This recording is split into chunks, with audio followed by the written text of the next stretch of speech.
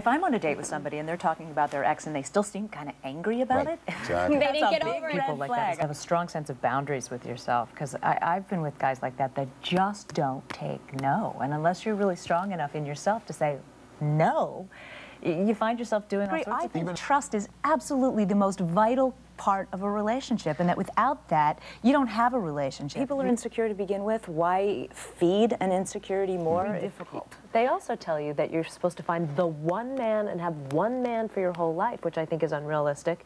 And I think you'd be better off to be taught how to date and find the right guy, instead of every guy you meet putting it on him that he's got to be the husband. And then how to make I always had what I wanted in mind, but I never ever had a list of what I didn't want in a relationship. Life doesn't come with a manual. Right. You know, it's like, I think everybody could benefit from taking a look at themselves once in a while and making sure that they're in check.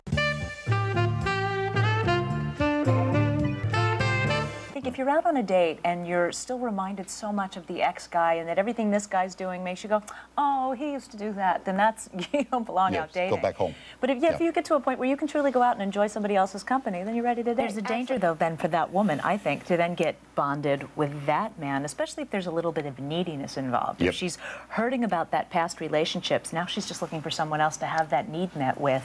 I think that's dangerous. I think it's more beneficial to spend the time by yourself and heal and get over it. Sex makes you stupid, which when it's all about the sex, you don't find out what the person's all about. What's it? 3? Sorry. 3? 10 date? 10 dates. Oh, I'm sorry. Okay. Is that right? Yeah, but I think it depends on what you're looking for, too. I think if you're really looking for a boy toy, it doesn't matter. And this is why I wait that long. I've met people that I thought were attractive, delightful in one way or another, and as a few dates progressed, they were less attractive. Things started coming out. They revealed themselves. And interestingly, when a man doesn't get what he wants after 3 or 4 dates, if he starts to get pissy and angry about it, that's a major red flag.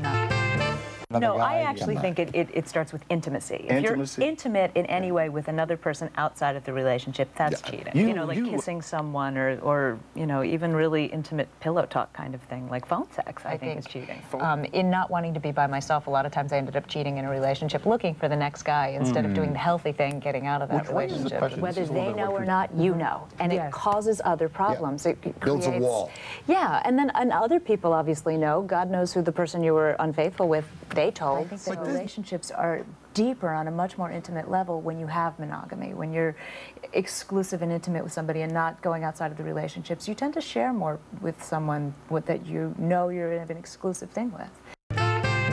I think you'd have to say something and confront it and say, look, this is something that's important to me. I want sex in my life. And I understand, but he says, I understand all that. And if I'm going to continue to be in your life, then I'm going to need to have sex with somebody else, if that's okay with you. And if it's not, then I need to not be in this relationship. I think you need to be honest about it, though. I don't think you can go out and start having affairs. So you would hold that axe over But it's not holding an axe. It's taking care of yourself. You know, it's like we are responsible for taking care of our needs. So if we're not having our needs met, then I think it's appropriate to then say, look, I need to have this need met. And if you can't do that for me, then I need to find someone who can. You're married. You're married. You're one with this person. Whatever if he wants to grease you up like a pig and wrestle, doggone break out the baby oil and make with the Hulk Hogan. That's what I'm saying. I agree with that. I do think that. Well, yeah, because if you want to have a happy, fulfilling relationship and there's something he'd really like to do, then I think you need to at least explore it once. And then if you don't like it, then maybe we could talk about it. I want that romantic sex and passion and you know, and I do think you have to work at it. I think if you have to make a date with each other once a week, that you get the babysitter and you go out and you just really I'm big on appointment sex. You know,